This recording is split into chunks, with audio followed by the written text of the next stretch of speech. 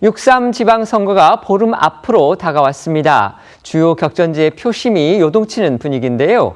특히 이번 선거의 최대 승부처로 떠오른 서울시장 그리고 대구시장 선거에서 민주당과 국민의힘 후보가 초접전 중이라는 여론조사 결과가 나와서 주목됩니다.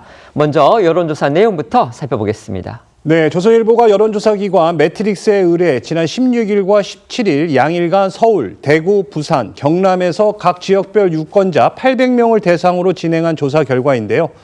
서울시장 후보 지지도는 민주당 정원호 후보가 40%, 국민의힘 오세훈 후보 37%, 개혁신당 김정철 후보 1%로 나타났습니다.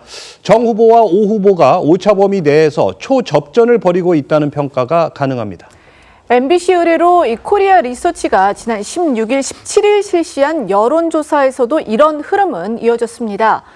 민주당 정원호 후보가 43%, 국민의힘 오세훈 후보가 35%, 그리고 개혁신당 김정철, 여성의당 유지혜, 자유통일당 이강산, 그리고 정의당 권영국 후보는 각각 1%의 지지를 받았습니다.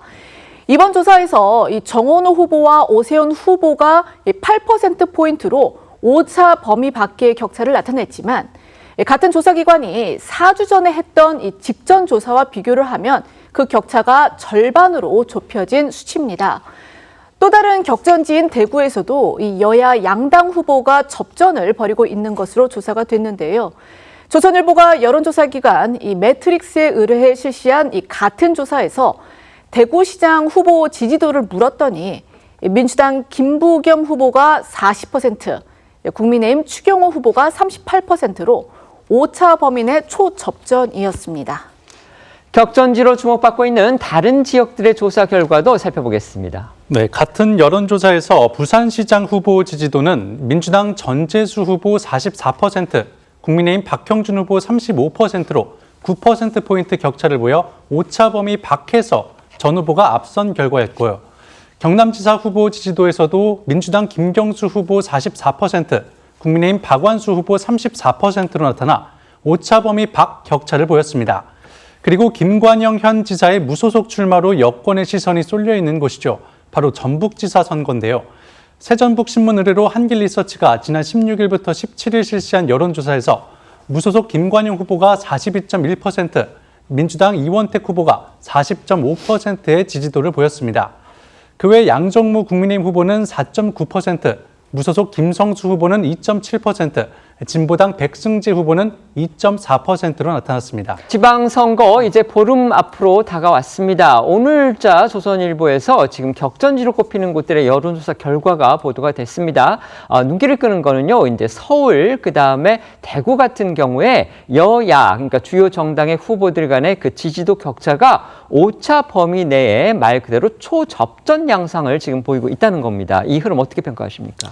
어느 선거든지 마찬가지의 그런 흐름을 보여왔죠. 국민의힘에 대한 지지세가 그동안 낮았다고 하더라도 선거가 임박해 온다고 한다면 보수세가 결집을 해오곤 했습니다.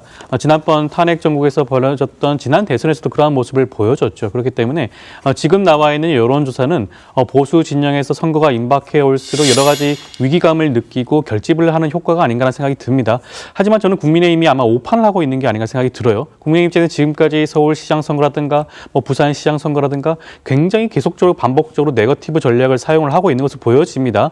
서울시장 선거에도 마찬가지예요. 정원호 후보에 대해서 31년 전 일을 끄집어내어서 이를 공격의 수단으로 삼고 있습니다.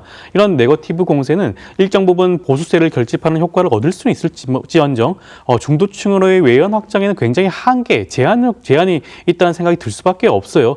특히 서울시장이라든가 부산시장, 대구시장의 경우에는 야당이 지금 사실상 야당이 차지하고 있는 그런 지역 아니겠습니까?